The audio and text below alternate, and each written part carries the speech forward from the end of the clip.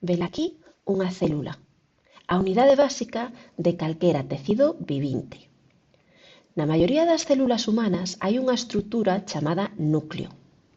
O núcleo contén o xenoma. Nos humanos, o xenoma divídese en 23 pares de cromosomas.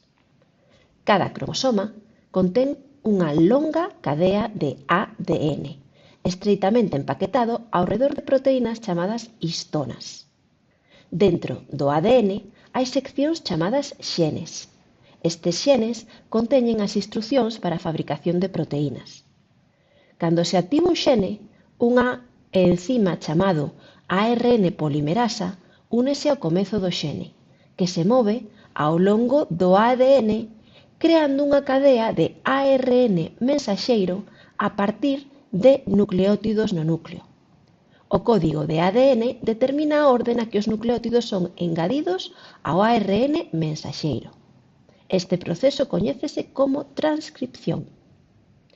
Antes de que o ARN mensaxeiro poda ser usado como modelo para a produción de proteínas, hai que procesalo.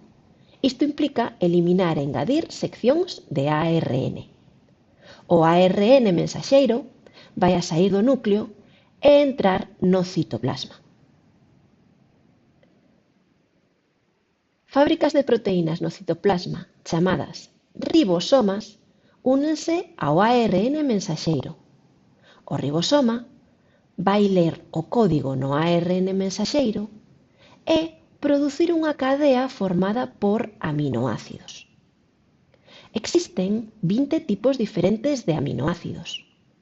As moléculas de ARN transferente transportan os aminoácidos ao ribosoma. O ARN mensaxeiro vai lendo os nucleótidos de 3 en 3. A medida que se lee cada triplete, un ARN de transferencia proporciona o aminoácido correspondente. Isto engádese a unha cadea crecente de aminoácidos. Unha vez engadido o último aminoácido, a cadea dóbrase nunha complexa forma tridimensional para formar a proteína.